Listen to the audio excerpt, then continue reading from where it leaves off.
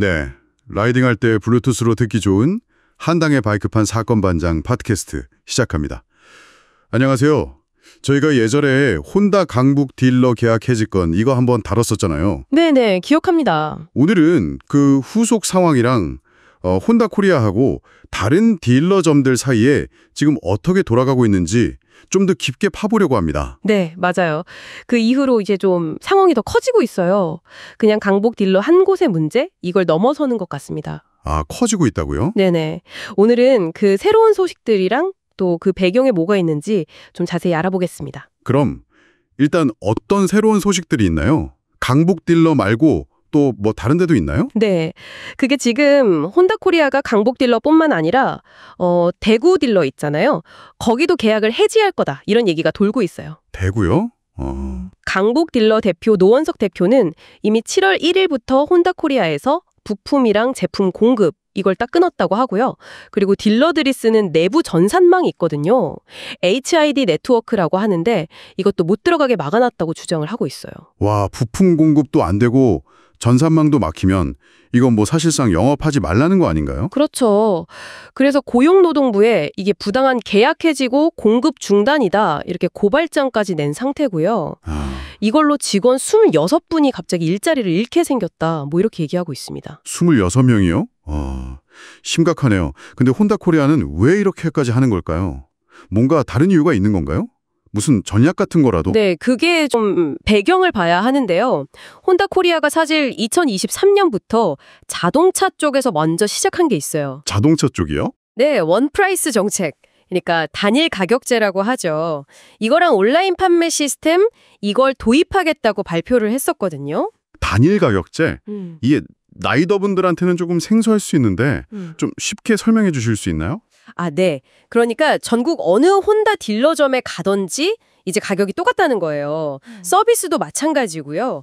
예전에는 막 딜러마다 조금씩 할인해주고 뭐 블랙박스 달아주고 뭐 썬팅해주고 이런 게 있었잖아요. 네네, 있었죠. 그런 걸 없애고 대신에 혼다 코리아 본사에서 딱 정해진 일관된 혜택만 주겠다 이런 거죠. 아하. 소비자들이 뭐 가격 비교한다고 여기저기 발품 팔고 이런 불편함을 좀 줄이고 투명하게 하겠다 뭐 이런 의도인 것 같습니다. 그럼 온라인 판매는요? 이것도 자동차처럼 하는 건가요? 네, 비슷하게 가는 것 같아요.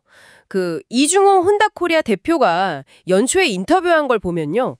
이제 계약하는 것부터 돈 내는 것까지 이걸 다 온라인으로 할 수 있는 플랫폼을 만들겠다. 온라인으로 계약까지요? 네. 그리고 오프라인 매장, 그러니까 전시장은 약간 큐레이터 같은 역할을 하게 하겠다. 큐레이터요? 네. 그냥 제품 설명해주고 시승 상담해주고 뭐 이런 거에 집중하도록 바꾸겠다는 거죠.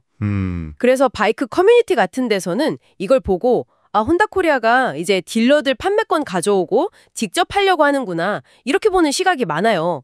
자동차처럼 이륜차 사업 구조도 바꾸려는 거 아니냐 뭐 이렇게요. 그렇군요.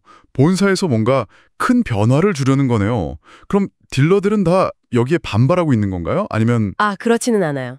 이게 또 입장이 좀 갈립니다. 갈린다고요? 네, 혼다 코리아의 새로운 방침, 특히 뭐 계약 기간을 1년 단위로 계속 갱신한다거나 영업 지역을 줄인다거나 또 직접 판매로 바꾼다거나 이런 거에 반발하는 딜러들이 있는 거죠. 지금까지 알려진 걸로는 계약 끝난 강북 딜러 말고도 강남, 대구, 광주 딜러 그리고 대구 동구에 있는 판매점 여기가 이제 혼다 코리아의 시정을 요구하면서 같이 움직이는 걸로 보여요. 그럼 반대로 그냥 따르거나 별말 없는 딜러들도 있다는 거네요. 네, 그렇죠. 예를 들면 인천이나 부산 딜러, 그리고 최근에 대전에 새로 문 연 딜러도 있거든요. 아, 네. 거기는 뭐 별다른 입장 표명 없이 혼다 코리아랑 좀 원만하게 합의를 본 거 아니냐 이렇게 추정을 하고 있습니다. 커뮤니티에서는 아마 이 딜러들이 뭐 대형 바이크 판매권을 넘겨준다거나 이런 조건에 동의했을 수도 있다 뭐 이런 얘기도 나오고요. 실제로 인천 딜러가 뭐 부품 관리 역할도 새로 맡게겠다 이런 얘기도 들리고요. 그렇군요. 그럼 다시 강북 딜러 쪽으로 돌아와서요. 아까 고발장 얘기도 하셨는데 그쪽 입장은 좀 더 구체적으로 뭔가요? 네, 강북 딜러의 노재호 전 대표랑 지금 현 대표인 노원석 씨, 이분들은 혼다 코리아 요구가 너무 부당하다. 그리고 특히 이지용 대표의 갑질이 문제다. 이렇게 주장을 하고 있어요. 갑질이요? 네, 계약 기간 만료 통보 받았다는 것 자체가 사실이랑 다르다 이러면서요.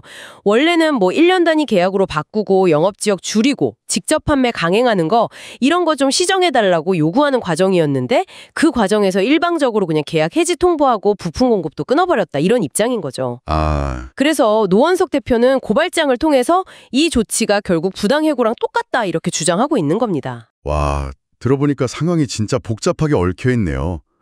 혼다코리아는 뭐 판매 방식 효율화, 통일성 이런 걸 내세우는 것 같고 네, 그렇죠. 일부 딜러들은 기존에 자기들이 갖고 있던 영업권이나 자율성 이걸 지키려고 하는 거고 이 사이에서 갈등이 깊어지는 거군요. 맞습니다.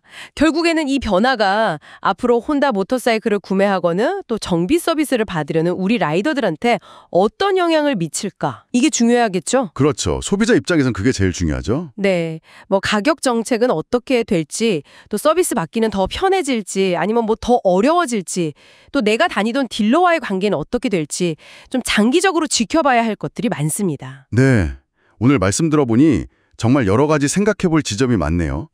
이러한 혼다코리아의 판매 전략 변화와 딜러들과의 갈등이 앞으로 당신의 혼다 바이크 구매나 서비스 경험에 어떤 영향을 미칠 것이라고 생각하시나요? 한당의 바이크판 사건 반장 팟캐스트는 여기까지입니다.